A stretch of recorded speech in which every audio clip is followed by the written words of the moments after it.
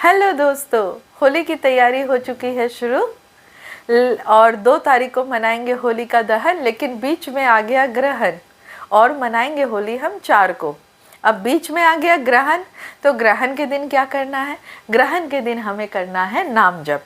तो आज हम जानेंगे कि नाम जप होता क्या है, उसका महत्व क्या है, उसके बारे में लोगों के मन में गलतफहमियां क्या है और सच्चाई क्या है। नाम जप में हम भगवान के नाम को बार बार दोहराते हैं, और जब हम भगवान के नाम को बार बार दोहराते हैं तो भगवान आके हमारा हाथ पकड़ लेते हैं। जब आप अपनी माँ को आवाज़ दोगे माँ माँ माँ, तो माँ आके बच्चे को थामती है ना, माँ आके बच्चे को पकड़ती है। तो जब हम बार बार राम को पुकारते हैं तो राम जो है हमें आके हमारा हाथ थाम लेते हैं। तो नाम जप क्या है? नाम जप है मन को भगवान के ओर मोड़ने की साधना, और बहुत ही आसान सरल साधना है ये। इसका महत्व क्या है? यह मन को शांत करता है। मन में बहुत सारे विचार चल रहे हैं, लेकिन आप राम राम राम पुकारना शुरू कीजिए, आपके विचारों का जो सिलसिला है वो वहीं पर थम जाएगा। चिंता व डर को कम करता है। मैं ट्रैवल बराबर करते रहती हूँ, तो मुझे डर लगता है, ट्रैवल करने में थोड़ी सी डर तो आ ही जाती है। एग्ज़ाम को लेकर के डर होता है, अपने हेल्थ की को लेकर डर होता है, अपने बच्चों के हेल्थ को लेकर के डर होता है।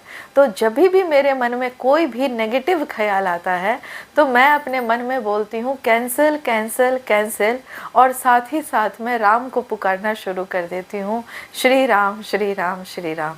तो यह चिंता और भय को कम कर देता है।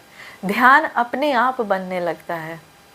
जिन लोगों को मेडिटेशन डिफ़िकल्ट लगता है, जिनको लगता है कि हम घंटों आंख बंद करके मेडिटेशन नहीं कर सकते हैं, वो बहुत ही आसानी से नाम जप के द्वारा अपने ध्यान को बना सकते हैं। जब हम नाम ध्यान एक शब्द के ऊपर अपना ध्यान लगाने लगते हैं तो यह भी एक तरह का मेडिटेशन ही है, ध्यान ही है।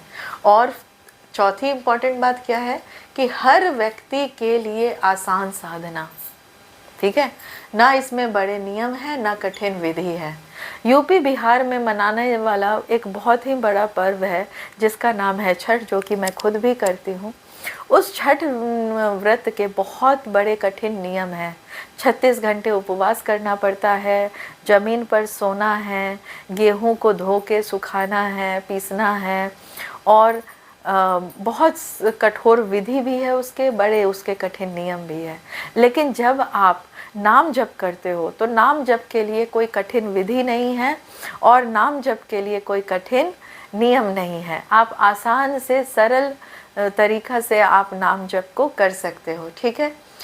सिर्फ हमें नाम चाहिए और हमें भावना चाहिए। भगवान का नाम और हमारी भावना, हम किस भावना से भगवान को पुकार रहे हैं।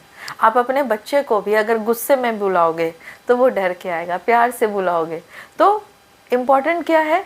नाम और भावना। हम क्या नाम पुकार रहे हैं और किस भावना से हम भगवान को पुकार रहे हैं। बाकी ना कोई बड़े नियम है ना ही कठिन विधि है। नाम जप के बारे में लोगों के मन में गलतफहमियां क्या है? नाम जप के बारे में गलतफहमियां ये है कि हजारों बार जप करना पड़ेगा, ओह हमारा तभी फल मिलेगा, घंटों बैठना पड़ेगा तभी फल मिलेगा। ओह, नाम जब तो टीवी में दिखाते थे, जो राक्षस होते थे वो जो है जाप करते थे और उनके शरीर पर जो है पूरा मिट्टी बन जाता था बारिश में, न तूफान में, और वो जाप कर रहे हैं। तो वो हमारे मन में भी बैठा हुआ है कि हजारों बार जाप करना पड़ेगा और घंटों बैठना पड़ेगा। अब स्टूडेंट सोचेंगे कि जितना देर में हम भगवान का नाम जाप करें उतने देर में हम कुछ पढ़ लें।